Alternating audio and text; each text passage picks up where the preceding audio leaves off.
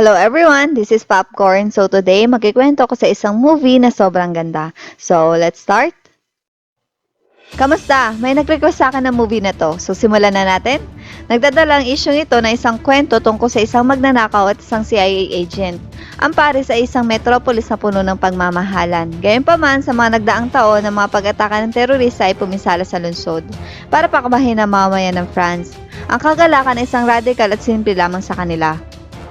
Kinuha ang loob niya para utusan siyang iwan ng bomba sa loob ng isang building. Pumasok siya sa gusali pagkatapos na magbihis para ilagay ang bomba sa isang opisina. At nang makita niya isang cleaner na pumasok sa loob at binati siya, bigla na lang nagbago ang isip niya. Upang maiwasang sakta ng mga inosente, umalis si Zoe dala ang bomba. Nabigo ang plano. Naging emosyonal siya at di niya kinaya. Tinanong niya yung boyfriend niya kung bakit may mga tao sa gusali dahil ang sabi nito walang tao doon. Ang kanyang bawat galaw ay nakuha ni Mike. Si Mike ay isang magnanakaw sa kalye sa Paris. Nabubuhay siya sa pamamagitan ng pagbebenta ng mga ninakaw na bagay. Si Mike ay naghintay na matagal sa cafe. Sa oras na ito, ninakaw ni Mike ang kanyang handbag. Ngayon ay nagpanik si Zoe at tumingin sa paligid para hanapin niya yung bag niya. Dahil nga sa ilang minuto sasabog na ang bomba at hindi niya alam ang gagawin niya. At ito na siguro ang pinakadi inaasahan ni Mike na mangyayari sa kanya. Isang mobile phone lamang ang kakahalaga ng pera sa loob ng bag.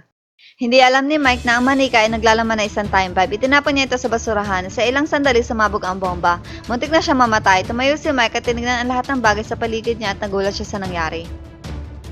4 ang namatay sa pagsabog. Simula pa lang ito, ang opisyal na pagdideklara ng giyera ng mga terorista ay makokontrol ang lungsod sa susunod na 36 na oras. Pagkalipas ng 36 na oras ay ang French National Day Parade o ang Bastille Day.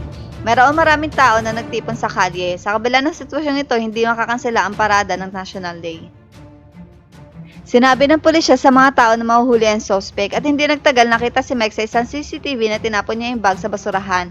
Nalaman din ng CIA na si Mike ay may mga record din. Siya ay isang Amerikano na naaresto dahil sa pandaraya. Pagkatapos ay tumakas siya at pumunta sa France. 2 beses lamang siya nakapag-ugnay sa kanyang ina. Ang parehong mga tawag ay ginawa mula sa parehong butang telepono. Ang ahente ng CIA na si Sean ay responsable sa pag-aresto kay Mike. Sa katunayan, labis na nagulan si Mike na nasa bahay siya. Hindi nagtagal ay naglabas ng media ng mga larawan ng suspect. Si Mike ang naging kriminal sa lungsod. Pinili niyang tumakas mula sa bubong. Hindi sigurado siya na siya ang suspect. Ngunit na makita niyang tumatakbo si Mike, sigurado siyang ginawa niya ito. Si Mike ay nahuli sa isang merkado sa kalye. Ang pagsabog ng bomba ay isang suntok din para kay Zoe. Sinisisi niya ang sarili niya sa pagkamatay ng 4 na tao. Ngunit ang mga nagtatago sa likod ng kagalakan, ang organisasyong terorista ay nais na patayin siya upang maiwasan ang pagkakalantad.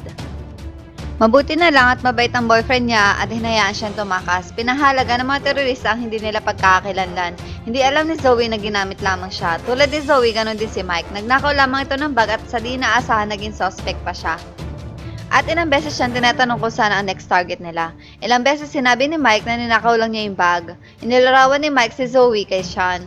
At nalaman din ng mga pulisya sa isang babae na isang magnanakaw si Mike. Personal siyang tinanong ng isang agent tungkol sa nangyari. Ngunit ang babaeng ito ay walang alam maliban si Mike ay isang Amerikano. Kailangan niya magpadala ng sino man sa black market upang malaman ang pinagmula ng taong ito. 2 miyembro ng samahang terorista ang nagkubli bilang mga delivery guy para kay Zoe. Sa wakas natagpuan sila at nagkaroon ng aberya kay Sean. Sinamantala ni Mike ang kaguluhan at tumakas. Sa pamamagitan lamang ng paghahanap kay Mike, lahat ng mga problema ay malulutas. Ang impormasyon ng director ay napakahusay at alam na ang ahente ng Amerikano ay kasama ang suspect. Alam rin niya na ang CIA ay mayroong isang lihim na interrogation room sa France. Galit sa kasanayan ng US ang mga otoridad sa Pransya. Ang director ay gumawa ng mga representasyon sa director ng CIA. Bagaman mayroon silang kaunting pagkakaibigan, ngunit dapat ding hawakan na mabuti ni Karen ang bagay na ito. Ang kabiguang harapin nito ay isang pangunahing aksidente sa diplomatiko. At paulit-ulit na sinasabi niyang 4 ang namatay sa insidente.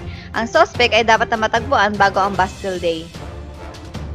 Sa ilalim ng panggigipit, kinailangan ni Karen na sumang-ayon na sabihin sa kanya kapag nakuha niya ang balita. Ang organisasyong terorista ay hindi pinabayaan ang misyon nito dahil sa episode na to, ang kanilang hangarin ay patayin sina Michael at Zoe at lumikha ng gulo at nakawan ng bangko.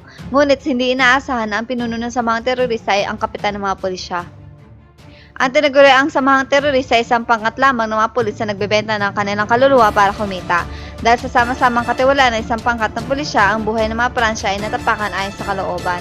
Ang mga nanumpa na protektahan sila ay naging mamamatay tao.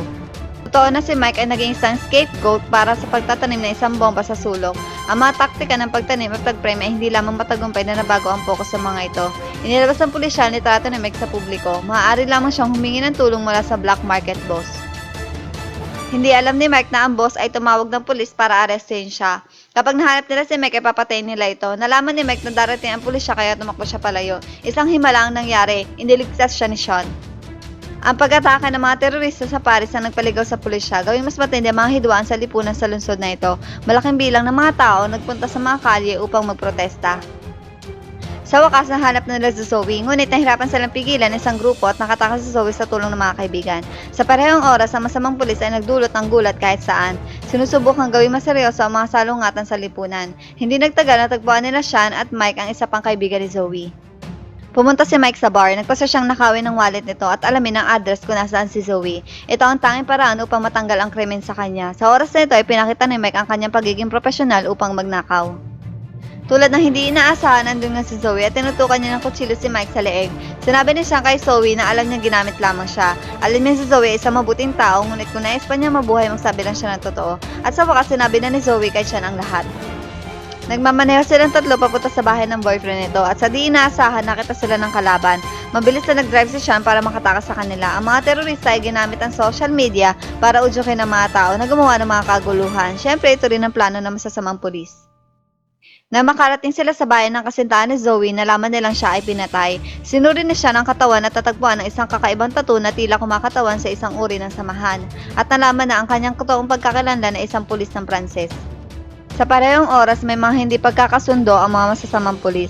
Sa kasalukuyang sitwasyon ay hindi nila makontrol.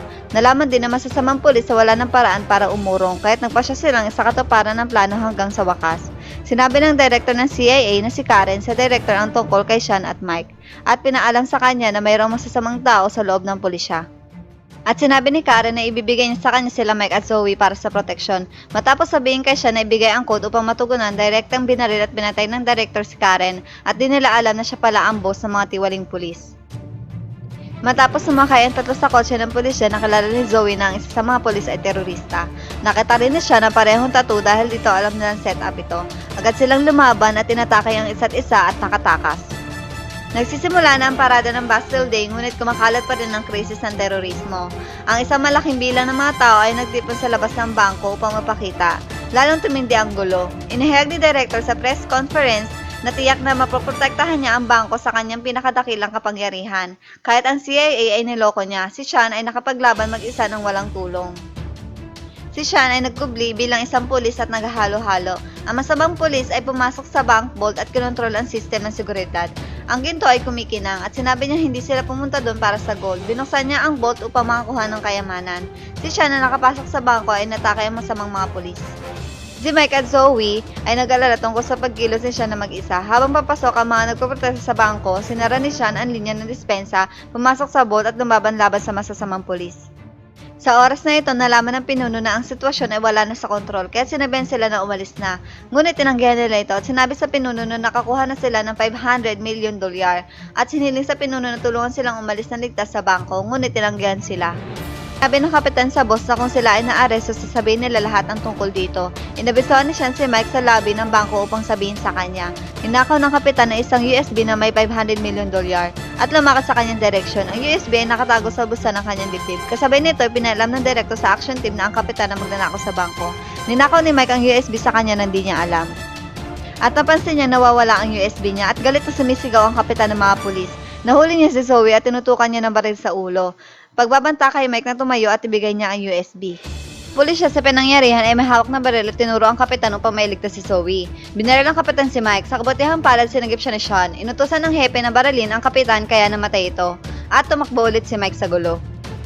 Pagkatapos natagpuan ng director si Mike sa pamamagitan ng black market boss, nais niya makuha ang USB na nagkakahalaga ng $500 million.